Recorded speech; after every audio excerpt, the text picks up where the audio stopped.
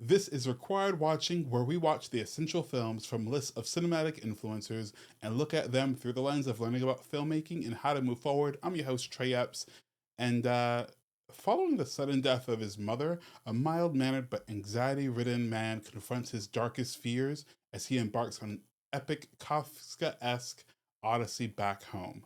This is directed and written by Ari Aster, starring Joaquin Phoenix, Patty LuPone, Amy Ryan, Zoe Lister Jones, Nathan Lane, Parker Posey, Richard Kind, and a bunch of other folks. This is Beau Is Afraid. I am so sorry for what your daddy passed down to you. But I wanted a child, the greatest gift of my life.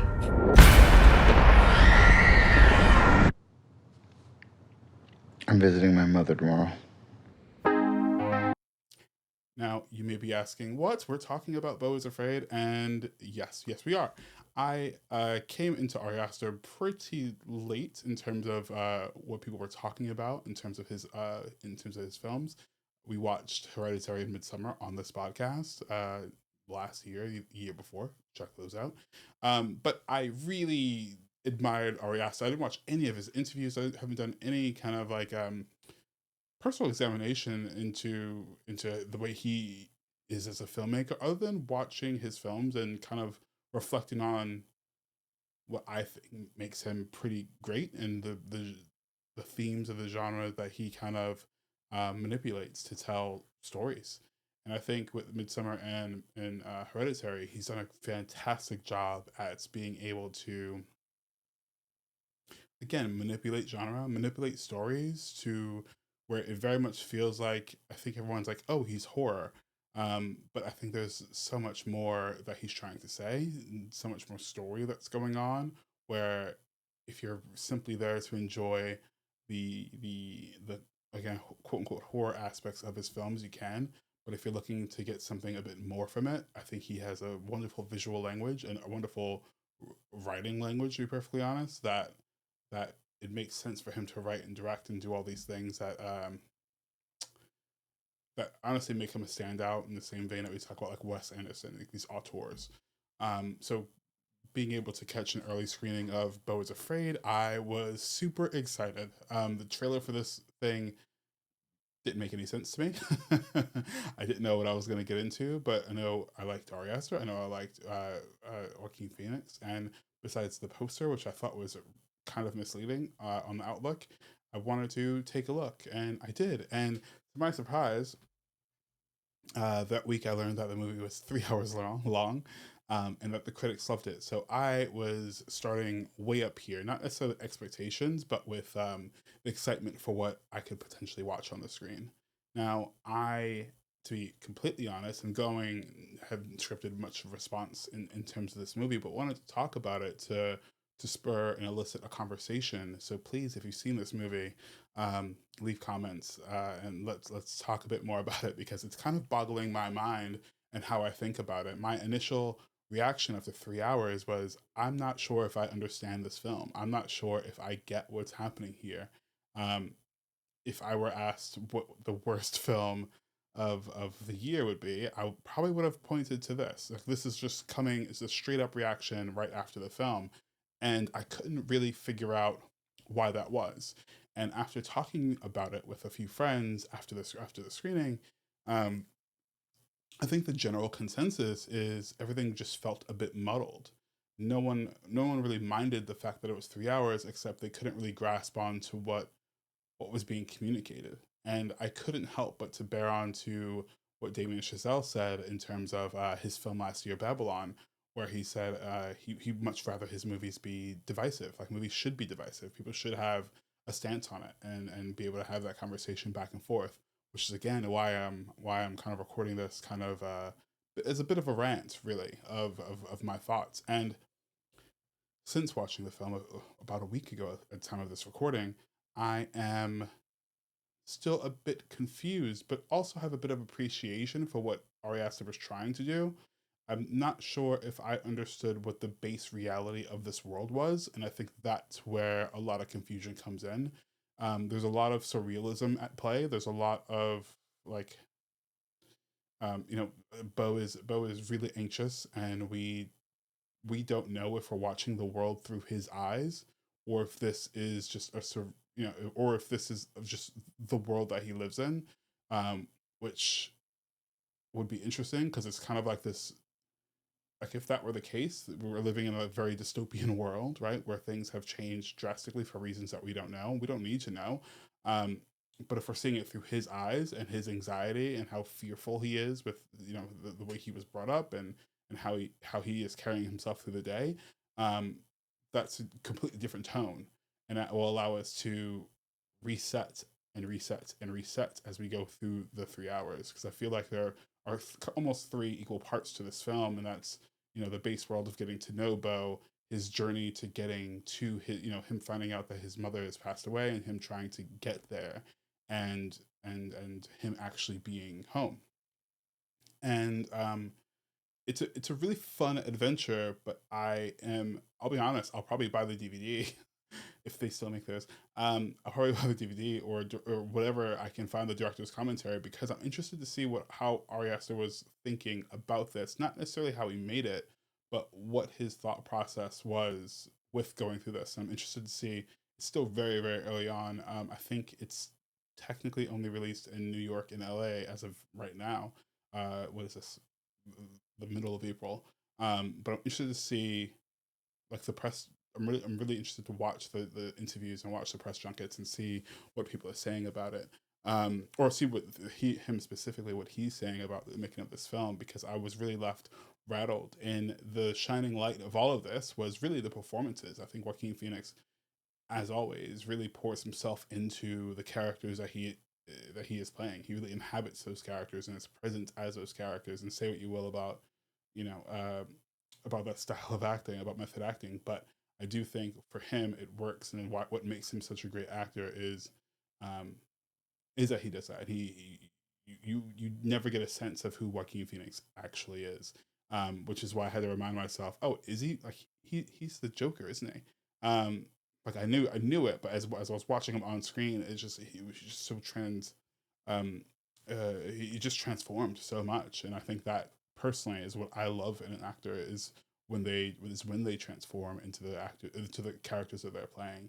Um, and yeah, we have Patti LuPone given like this really weird monologue at the end that I both loved and hated, and I'm interested to go back and kind of watch and see that unfold again.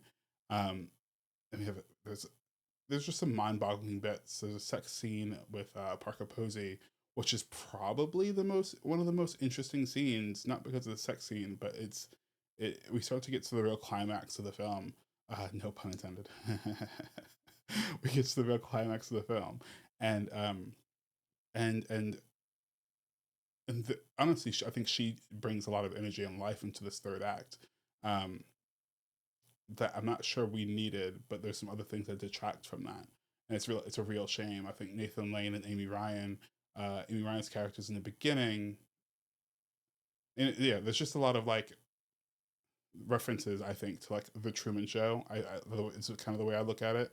And what really made that great is that we knew our base reality. We as an audience knew where we stood. We knew that we were on a TV show set, and we watched this man try to get out of it. And I think kind of with this, we don't know again what's real and what isn't. So as he's making his way through, and there's like these hints of like something being afoot, or like he's the therapist writing guilty, or Amy Ryan's character saying you already failed, or all these things kind of happening.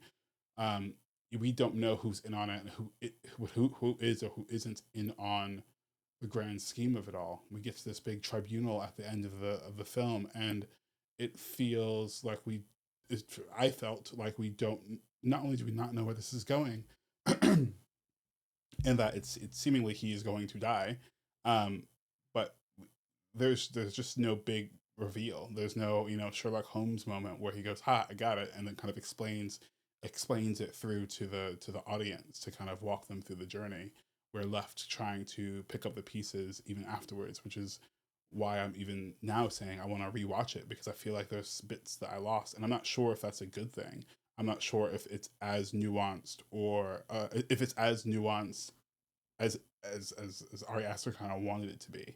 if it's leaving audiences in the way that they want them to be.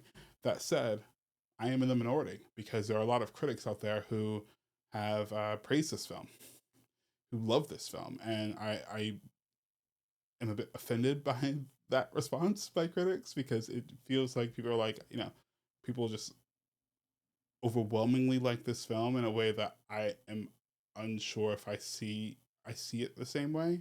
And it's not that I disagree with them, it's that they are almost always given like 4 or 5 stars, right? And I'm just I feel very confused and conflicted about that response in terms of the thing that I saw on screen.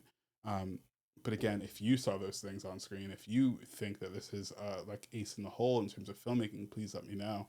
In terms of it being required, I know this is a rant, but in terms of it being a required watch, I'm gonna say no. But there's something very interesting to me that this is Ari Aster's third film, and he had 2 very big successes, and he took this very big swing. Of course, the thing that you can take away is being able to pick your collaborators, your actors, your the people who are going to bring this thing to life. But I'm not sure. Yeah, I'm just not sure. I'm trying to be as gentle with my not hatred towards this movie, but like my conflicted feelings towards this movie.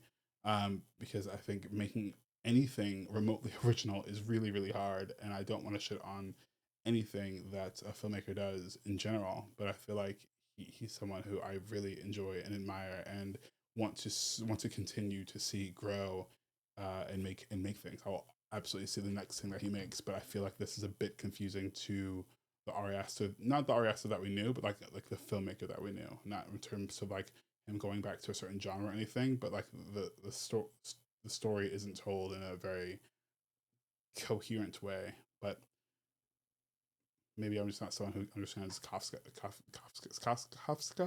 whatever. Can't even say it. That said, let me know your thoughts. Truly, truly, truly, let me know your thoughts, because I really need you on this one. I haven't felt this confused about a film since Tenet, in which I had to watch that movie again as well to try to understand what it is I didn't understand about the first go around. So, seriously, let me know if you've seen it. Let me know if you're interested. Let me know your thoughts if you haven't seen it, because I'm just interested. Thank you so much for listening, for watching. Like, subscribe, do all the good stuff. I appreciate your time. Until next time, folks, this is Required Watching. We're a film club. Peace out.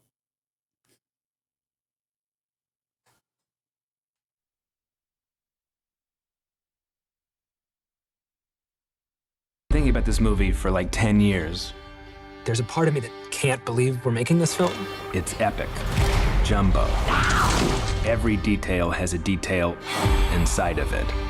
If you pumped a 10-year-old full of Zoloft and had him get your groceries, that's like this movie. I wanted to make a film where it feels like you've been through a life, or even through a person. I feel a great responsibility to deliver something amazing. I'm visiting my mother tomorrow. Are you expecting it to be safe? It's like a Jewish Lord of the Rings, but he's just going to his mom's house. I want to put you in the experience of being a loser.